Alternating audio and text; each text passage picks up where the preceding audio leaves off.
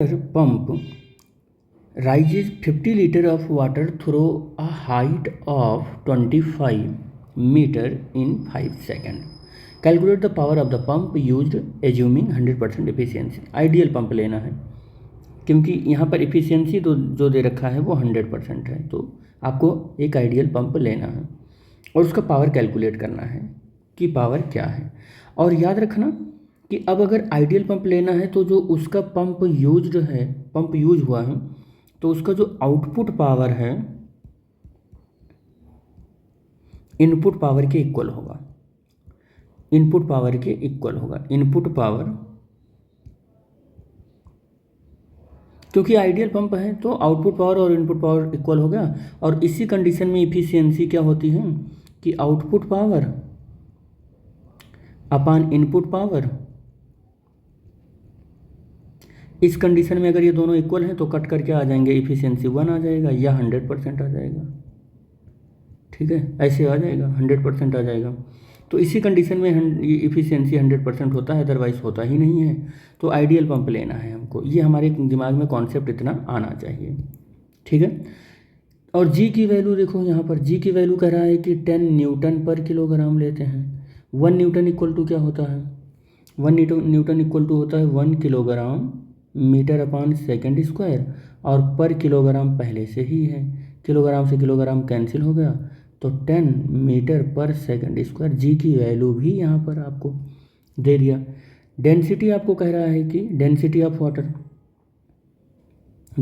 Of water, इसको हम रो से लिखते हैं तो ये 1000 किलोग्राम पर मीटर क्यूब है। ठीक है, पर मीटर क्यूब है, ये माइनस यहाँ नहीं रहेगा। अब आगे देखते हैं क्या कह रहा है कि इफिशियंसी लिख ही लिया। अच्छा, यहाँ पर देखो वॉल्यूम ऑफ वाटर भी गिवन है आपको। Volume of water equal to दिया गया है 50 लीटर।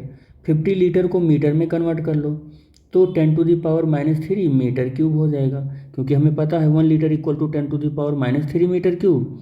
तो 50 लीटर इक्वल टू इतना हो जाएगा। ठीक है, 50 लीटर इक्वल टू इतना हो जाएगा, ये 50 × 10⁻³ मीटर क्यूब हो जाएगा। ठीक है, अब आगे देखते हैं, ये सब मिल गया। अच्छा, एक चीज़ और, हाइट भी गिवन है। हाइट कितना गिवन है? 25 मीटर। टाइम कितना गिवन है? 5 सेकेंड गिवन है। तो बस कुछ नहीं करना है, अब आपको सॉल्व कर लेना है। Power equal to energy by time या वर्क बाई टाइम, आप ऐसा भी लिख सकते हैं, वर्क बाई टाइम। और वर्क कैसा होगा? mgh होगा और टाइम t होगा। और मास इक्वल टू क्या होता है बेटे? मास इक्वल टू क्या होता है बताओ? मास इक्वल टू क्या होता है? Density into volume. क्या होता है? डेंसिटी इंटू वॉल्यूम होता है। तो मास की जगह पर, यहाँ पर जो मास है, इस मास की जगह पर क्या लिखोगे आप? Density into volume. क्या लिखोगे? डेंसिटी इंटू वॉल्यूम, ये लिखोगे। और g की जगह पर g ही लिखना, h की जगह पर h ही लिखना, टाइम की जगह पर टाइम ही लिखना। अब पूरी वैल्यू पुट कर दो। डेंसिटी आपको कितना गिवन है? ये डेंसिटी गिवन है। डेंसिटी आपको यही तो गिवन है, ये गिवन है डेंसिटी। तो डेंसिटी की जगह पर 1000 लिख लो। वॉल्यूम की जगह पर वॉल्यूम इतना, ये आपने कैलकुलेट किया है 50 × 10⁻³ और g की वैल्यू कहाँ पर है? g की वैल्यू ये है 10, g की वैल्यू 10 है। और h की वैल्यू कितना है? h की वैल्यू ये है 25। t की वैल्यू कितना है? 5 सेकेंड। सॉल्व करो, इसको सॉल्व करो तो 5 से इसको सॉल्व करोगे तो 5 आ जाएगा। और अब ये 5 और ये 5, ये सब का मल्टीप्लाई हो जाएगा तो 1।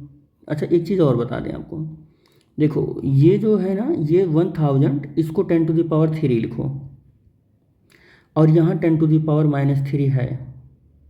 अब दिमाग में चल गया होगा मैं क्या करने वाला हूँ। और ये 50 इंटू ये 10 और इंटू 5, ये 50 लिखा, ये 10 लिखा और ये 5 लिखा, इतना मैंने लिख ली वैल्यू। और ये इसको 10⁻³ कर दिया और ये है। तो अब यहाँ से ये तो कैंसिल हो गया और ये सॉल्व हो जाएगा तो 2500 आ जाएगा। ये 5 का मल्टीप्लाई हुआ 25 और डबल जीरो लगा दिया और ये वाट में आएगा, 2500 वाट आएगा पावर। कितना आएगा? 2500 वाट आ जाएगा पावर ये। ठीक है, तो आई होप ये समझ में आ गया होगा आपको।